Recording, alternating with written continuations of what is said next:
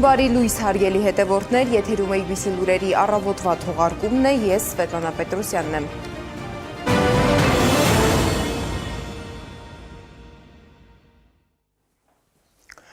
Կենտրոնական ընտրական հանձնաժողովը անվավեր է ճանաչել երկու ընտրատեղամասերի քվեարկության արդյունքները՝ Երևանին ու Բարաշեն վարչական շրջանի 10 կոտորակ 51 և 35 կոտորակ 65 ընտրատեղամասերում։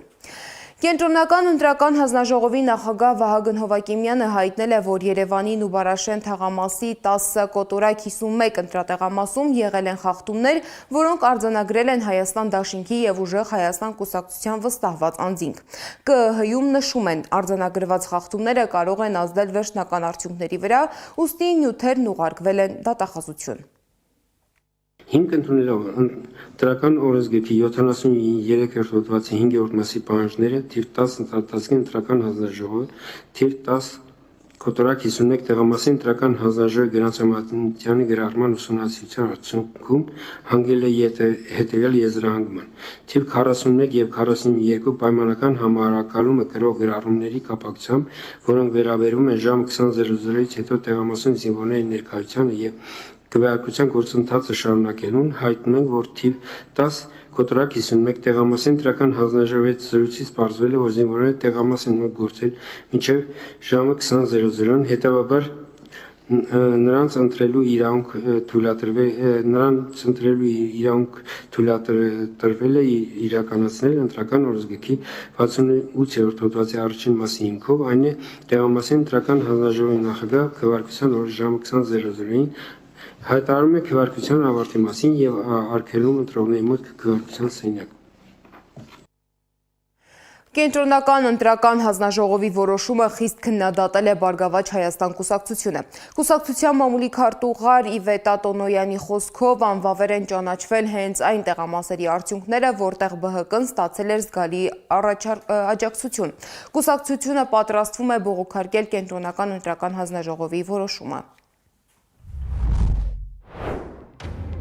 Սա ընտրողների ձայների գողության ամենացայտուն դրսևորումն է, որը հերթական անգամ ապացուցում է, որ տեղի ունեցող գործընթացը որևէ առնչություն չունի արդար և թափանցիկ ընտրությունների գաղափարի հետ, և կասկածի տակ է դնում ընտրության ամբողջ գործընթացի օրինականությունը։ Ընդունված որոշմամբ ամենակոպիտ ձևով ոտնահարվում է քաղաքացիների սահմանադրական իրավունքը, ազատորեն արտահայտված կամքը։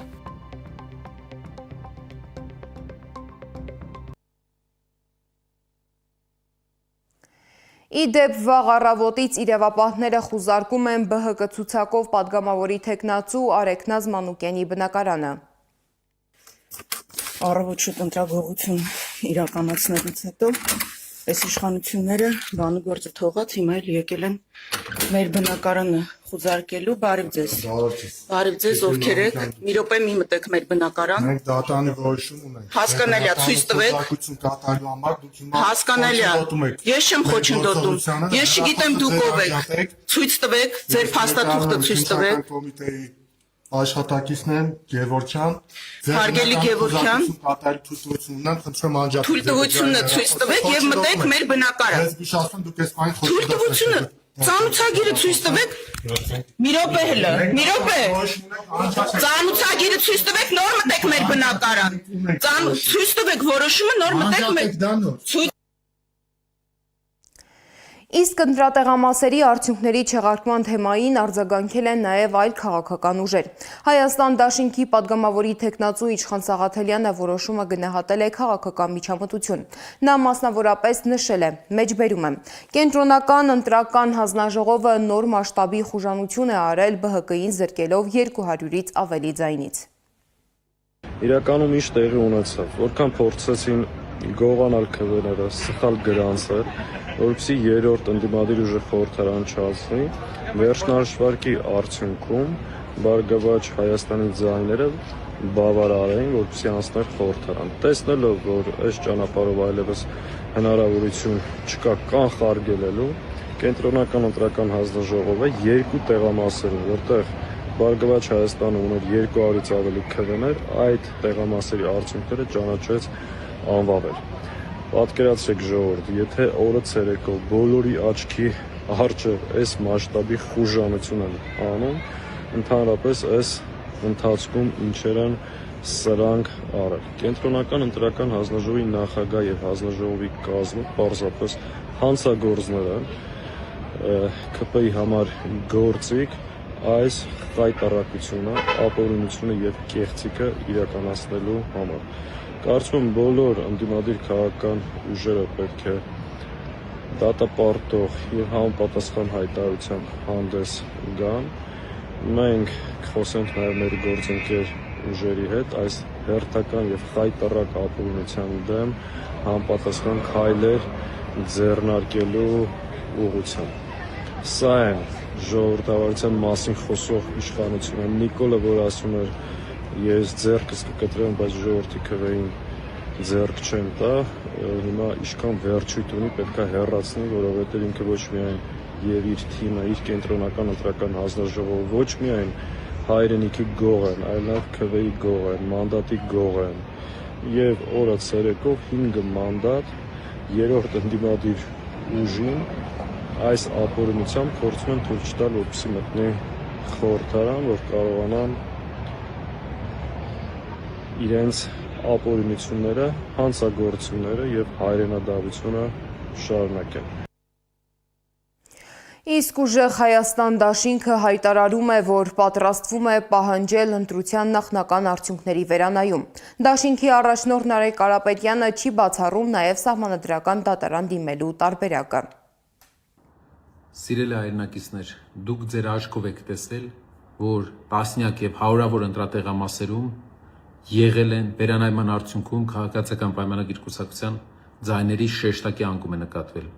Դուք ձեր աչքով եք տեսել, թե ինչպես են զինվորներն ուղղորդված ստանում ընտրությունների։ Դուք ձեր աչքով եք տեսել, թե ինչպես է պետական կառավարման մարմինների աշխատակիցներին ուղղորդում, որպեսզի քվեարկեն ԿՊ-ի օգտին։ Այս ամենը հաշվի առնելով, վաղը մենք դիմելու ենք կենտրոնական ընտրական հանձնաժողով, որպեսզի հանձնաժողովը չեղյալ հայտարարի ընտրության արդյունքները եւ ԿՊ-ի ձայները վերանայի։ Եթե արագ պատասխան չստացանք, դիմելու ենք սահմանադրական դատարան։ Մենք պետք է կտրենք ԿՊ-ի թևերը Հայաստանում։ Այսօրվա իրավիճակով արդեն իսկ ԿՊ-ն ամենաթույլ մեծամասնությունը կորցրած 50%-ից ավելի քիչ ձայն ունեցող ուժ է, անգամ այսքան խախտումներից հետո 3-5 օր չունեցող ուժ է եւ չի կարող Ալիևի ցուցումով սահմանադրություն փոխել։ Բայց մենք գնալու ենք ավելի խորք, որպեսզի վերանայվի արդյունքները։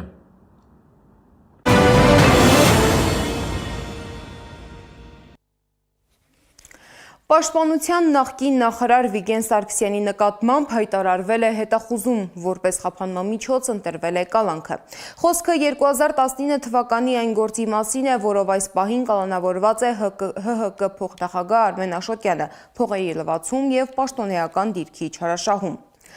Իսկ հակակոռուպցիոն դատարանը մերժել է ֆինանսների նախկին նախարար Գագիկ Խաչատրյանին կալանավորելու ՔԿ-ի միջնորդությունը։ Գործը վերաբերում է պաշտոնեական լիազորությունները չարաշահելուն։ Դատարան է մուտքագրվել նաև Խաչատրյանի որդու գործը, որը դեռ չի քննվել։ Երեկ կայացել է Բագրատ arքեպիսկոպոս Գալստանյանի եւ իր աջակիցների հերթական դատական նիստը։ Դատական նիստից հետո Սրբազանը հայտարարել է, որ Հայաստանի դատարաններից արդար ու անաչառ դատաքննություն չի ակնկալում։ Նա նշել է, Հայաստանում ոչ արդար դատարան կա, ոչ էլ արդար դատավոր։ Այն ինչ որ ներկայացնում որպես ապացույց, որևէ առնչություն չունի ապացույց լինելու հետ։ Այսօր ներկայացել են այսպես կոչված զենք զինամթերքներ, օրինակ, որը բացարձակ առնչություն չունի գործի հետ։ Բացարձակ եւ տեսակ մեղադրողները տևապես խուսափում էին կոնկրետանալու, որոշակի անալու եւ որոշակի պատասխան տալ։ Մինչ այդ ներկայացնում էին մեզ, երբ հարցեր էին տալիս, ասելով որ կգան որոշակիացնելու փուլը եւ դրա պատասխանները կտան։ Հիմա եկել են որոշակիացնելու փուլը, ասում են չէ,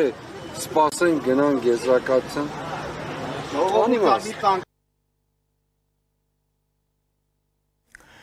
Հայաստանի արտահանողների համար հերթական դժվարությունն է առաջացել ռուսական շուկայում։ Ռուսաստանը հայտարարում է, որ սահմանափակում է Հայաստանից կարանտինային հսկողության ենթակա բոլոր ապրանքների ներմուծումն ու դրանց տարանցումը Ռուսաստանի տարածքով։ Ռուսական կողմը պատճառաբանում է, որ հայկական արտադրանքում շարունակաբար հայտնաբերվում են վնասատուներ և կարանտինային օբյեկտներ։ Ծառայությունը փուլ առ փուլ սկսած ընթացիկ տարվա մայիսից սահմանափակում էր կարանտինային հսկողության ենթակա հայաստանյան արտադրանքի առանձին տեսակների ներմուծումը և հայկական կողմին տեղեկացնում մատակարարման խախտումների մասին, սակայն կարանտինային օբյեկտների հայտնաբերումները շարունակվում են։ Նշվածը վկայում է Հայաստանի լիազոր մարմնի անբավարար վերահսկողության մասին և անվստահություն է առաջացնում բուսասանիտարական սերտիֆիկացման համակարգի նկատմամբ։ Բույսերի կարանտինի և պաշտպանության հայկական ծառայության գործունեության անարդյունավետությունը վտանգում է Ռուսաստանի և ԵԱՏՄ-ի բուսասանիտարական բարեկեցությունը։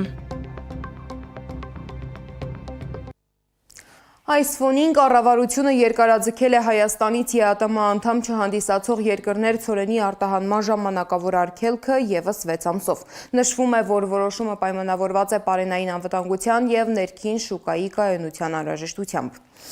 Իսկ հանրությանը շարունակում է հետաքրքրել նաև սոցիալական կարևոր հարցերից մեկը՝ գազի սակագինը։ Կառավարությունում վստահեցնում են, այս պահին թանկացման վերաբերյալ որևէ նոր զարգացում չկա։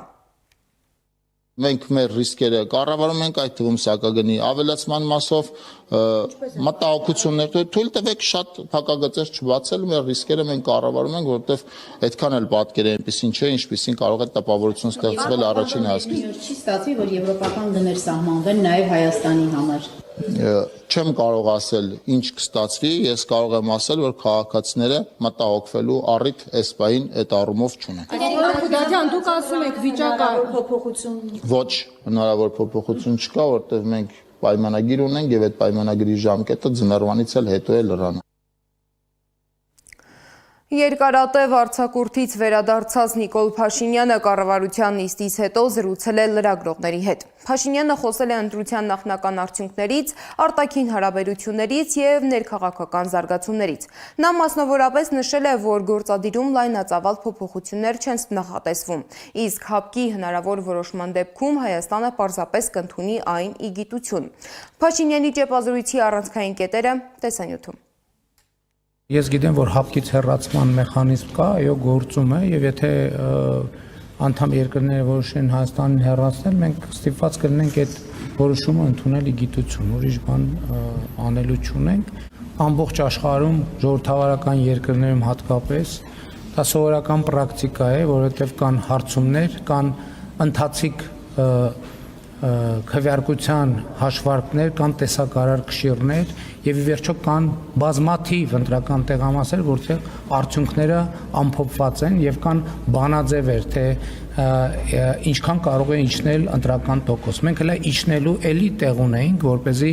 էլի ունենք, որպեսզի հաղթենք, որպեսզի արձանագրենք, որ միանշանակ ընտրությունները հաղթել ենք եւ ցանկացած ժողովրդավարական երկրում նման հայտարարություններ դուք կտեսնեք եւ ոչ մի տեղ չեք լսի հարցեր, թե բա ինչի համար է կենտրոնական ընտրական հանձնաժողովը։ Կենտրոնական ընտրական հանձնաժողովը նրա համար է, որ իր արդյունքներով կամ հաստատի կամ հերքի խաղաղության ինստիտուցիոնալացման տարբերակներից մեկը այն է, որ թրիպ ճանապարհը երկաթուղին, ճանապարհը գազամուղ, եթե լինի գազամուղ եւ նավթամուղ։ Այսինքն ես հստակ գիտեմ 3 բան, որ լինելու է. երկաթուղի, ավտոճանապարհ, էլեկտրահաղորդման գծեր։ Այս 3-ը վստահ եմ, որ լինելու է 100%-ով։ Այն երկուսը ինչի վստահ չեմ, որովհետեւ ռեսուրսների կենտրոնացման եւ խողովակ մղելու թեմաներ կա, որով պետքա մեր գործընկերները ավելի շատ քան թե մենք զբաղվենք։ Ես 8 տարուց ավել արդեն աշխատում եմ Ռուսաստանի Դաշնության նախագահի հետ եւ գիտեմ, որ նա ռացիոնալ մարդ է, ով հենվում է փաստերի եւ փաստարկների վրա։ Եթե նրանք ունեն մտահոգություններ, այդ մտահոգությունները մենք համբերատար կփորձենք փարատել, ոչ մի խնդիր չկա։ Ինչ նշանակում չճանաչեն ընտրությունները։ Ընտրությունները չճանաչեն, նախ ինստիտուցիոնալ մակարդակով պետք է կա անկախ պետությունների համագործակցության դիտորդական առաքելություն եւ Ռուսաստանի ինստիտուցիոնալ բանը, ինստիտուցիոնալ մեխանիզմը մեր ընտրությունների հետ առնչություն ունենալու, այդ դիտորդական առաքելությունն է, դիտորդական առաքելությունը իր եզրակացությունը տվել է։ Ձեր ժողովրդավարության բաստիոնում ընտրություններից 2 օր առաջ մեդիային հակել են, դարձրել եք գործազուրկ։ Ինչ կասեք այս մասին։ Ես ինչպես նախկինում ասացի, բացարձակապես տեղյակ չեմ, թե ինչի մասին եք խոսում, դուք արմատ մեդիայից եք։ Ամեն դեպս ուրախ եմ, որ ողջ առողջ եք եւ ինձ հարց եք տալիս, այդ նշանակում է, որ այդքան էլ փակված չեք։ Բա ոնց են ձեզ թողե մտնեք այս շենք։ Եթե տենց միտումելներ կասեն, դուք ընդհանրապես չկաք, ինչի եք իրավունք չունեք մտնեք այս տարածքում։ Իսկ այն դիտարկմանը, թե Ռուսաստանի նախագահը դեռ չի շնորհավորել իրեն, Փաշինյանը արձագանքել է բավական հանգիստ։ Պուտինի մասով դե հա ինչ չի շնորհավորել, հույս ունենանք շնորհավորել։ Պուտինը դեռ չի շնորհավորել Փաշինյանին, բայց շնորհավորել է Էրդողանը։ Սակայն ուշագրավ է, որ շնորհավորանքի տեքստը տարածվել է հայկական տեղեկատվական հարթակներում, մինչդեռ թուրքական պաշտոնական աղբյուրները դեռ չէին հրապարակել այն։ Իմ ժողովրդի եւ անձամբի մանունից սրտանց շնորհավորում եմ ձեզ 2026 թվականի հունիսի 7-ին Հայաստանի Հանրապետությունում անցկացված խորհրդարանական ընտրություններում ձեր ղեկավարած քաղաքացիական պայմանագիր կուսակցության արձանագրած հաջողության առթիվ եւ հաջողություն մաղթում 3-րդ անգամ կառավարություն ձևավորելու գործում։ Ես լիովին հավատացած եմ, որ տարածաշրջանում երկարատև խաղաղության եւ կայունության հաստատման եւ այդ ուղղությամբ անհրաժեշտ համագործակցության ապահովման վերաբերյալ ձեր ռազմավարական տեսլականը հաջողությամբ ավարտին կհասցվի։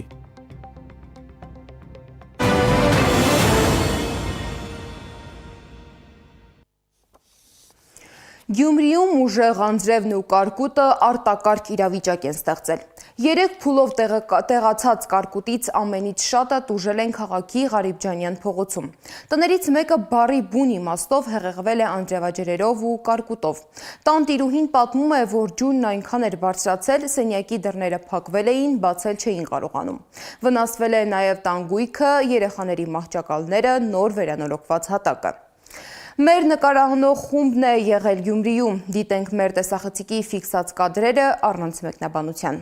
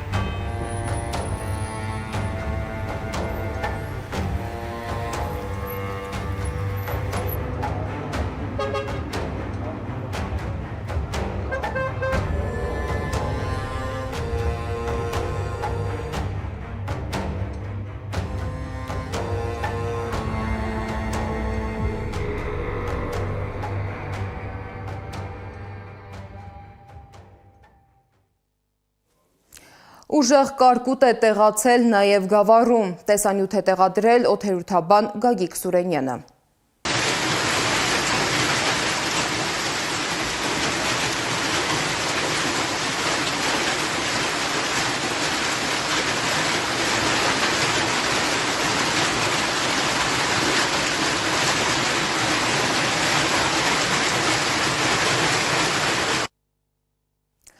Եղանակային անբարենպաստ պայմանների հետևանքները զգացվել են նաև Երևան-Սևան ավտոճանապարհին։ Չարընցավանի հատվածում կամուրջ է փլուզվել։ Նախնական տվյալներով տուժածներ չկան, սակայն վնասվել է մի քանի ավտոմեքենա։ Ըստ փրկարար ծառայության փլուզման պատճառը հավանաբար կայծակի հարվածն է եղել։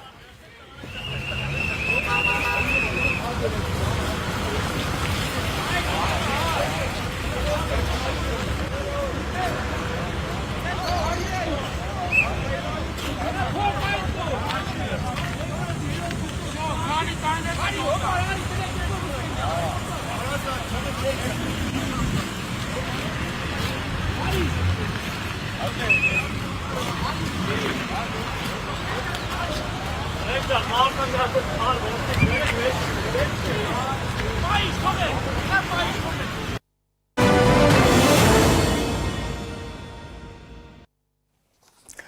Միջազգային դաշտում ուշադրության կենտրոնում շարունակում է մնալ ԱՄՆ-Իրան հարաբերությունները։ ԱՄՆ նախագահ Դոնալդ Թրամփը հայտարարել է, որ Իրանի հետ պատերազմի ավարտին միտված համաձայնագիրը գտնվում է վերջնականացման փուլում։ ԱՄՆ նախագահը նշել է, որ համաձայնագրի ստորագրումը կարող է տեղի ունենալ Եվրոպայի որևէ քաղաքում արդեն այդ շաբաթվա վերջ։ Նա նաև նշել է, որ թեկուզ ինքը անձամբ չի կարողանա մասնակցել արարողությանը, բայց այնտեղ կլինի փոխնախագահ Ջեյ Դի Վենսը։ Միաժամանակ Թրամփը հայտնել է, որ չեղյալ է հայտարարում Իրանի դեմ նախատեսված ռազմական գործողությունները, նշելով, որ կողմերը համաձայնության են եկել մի շարք սկզբունքային հարցերի շուրջ։ Սակայն նրա խոսքով Իրանի նկատմամբ ծովային սահմանափակումները կմնան ուժի մեջ մինչև վերջնական համաձայնագրի ստորագրումը։ Եվ վերջում եղանակի մասին։ Սպասվում են տեղումներ։ Այսօր ցերեկը մայրաքաղաքում սպասվում է 22-ից 24, իսկ երեկոյան 12-ից 14 աստիճան տաքություն։ Այս ժամի համար նախատեսել էինք այսքանը, շարունակեք հետևել մեր սոցիալական բոլոր ցանցերում կամ այցելեք մեր պաշտոնական կայք www.abc.media.am։ Շնորհակալություն, որ մեզ հետ էիք։ ABC լուրերի հաջորդ թողարկումը ժամը 12-ին է։ Կհանդիպենք։